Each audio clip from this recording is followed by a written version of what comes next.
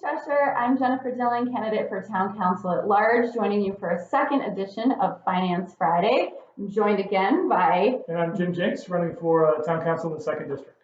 Thanks to all of you who watched our first edition last week. We decided this week to talk about an issue that has come up a few times with folks in town, and maybe those of you who are watching, is actually the pool and the idea of how we watch over and steward the taxpayer money here in town. The pool was already built, full disclosure, when I moved to Cheshire 6 years ago. So this is not something that I know all the background details of, but have been learning and following more and more. But the concern, Jim, that I've heard, and I think you've heard and some of our fellow candidates have heard, is that if the town, maybe didn't do, quote, the best with the pool, or people still have concerns about how that went to referendum, the funding, they're still concerned about the schools, right? So if we can't, in their minds, can't do these big projects, what's next, right? Like, how can we answer those questions for people? Yeah, so the pool is really kind of a dirty word in town for some people. So that, I don't know all the intricate history of the pool, but years past there was an opportunity when the bubble collapsed the first time. There was an opportunity to put more of a permanent roof over it, and we decided to go with a bubble again, which was a better bubble than the first one apparently, but it also, we had problems with it. We continue to have problems with it. So the pool exists in people's minds in town as like an example of how the quote unquote town doesn't necessarily get these kinds of big projects right all the time. And we are kind of short-term thinking, and we're not necessarily doing the right thing from the get-go, so it ends up costing us more money in the long run. So that's why the pool for some folks is kind of a dirty word, although it's still a great resource for the town and is used a lot, and it's a great feature for our community.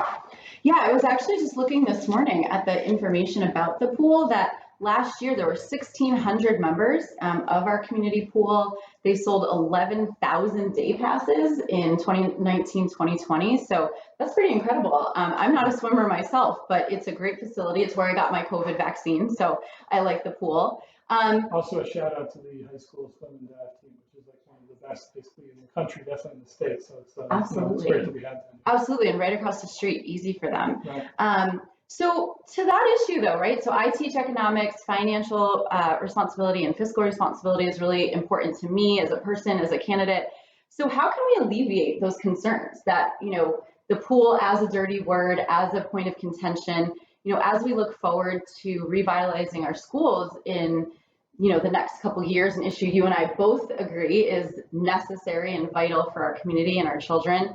How can we, think about that as we go into this really big potential bonding issue?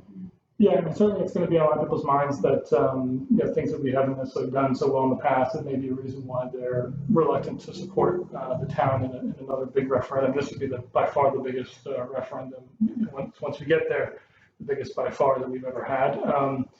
So it points to an issue or a concern that I've had about the size of the schools. If we go with the elementary school proposal, it could be, given the growth in our student population, it could be a relatively short period of time after we build those new elementary schools that they could be not quite big enough and we may need to add on to them. So instead of having a modernization process that's a 1, 2, 3 phases, we have a first phase and then we have a 1A phase, and then so it puts the whole project, I think, in jeopardy to some extent, because we have this sort of residual aspect of the community in their minds that we don't necessarily do these things very well. So it's very important that we kind of get out of the gate and kind of have the right project and the one that people are really willing to support, which to me it seems to be, from what I'm hearing from a lot of voters, is the middle school, the 6th grade middle school, and the new chapter in the first phase.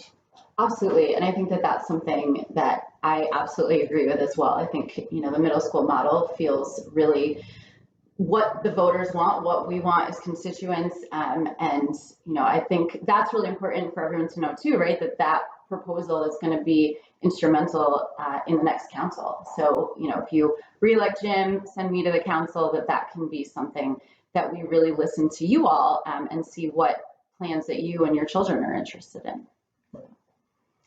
Thank you so much for tuning in. If you have questions about either of these issues or just want to reach out to Jim and I, please do so at the emails and social media links in the next screen. Thanks, everybody.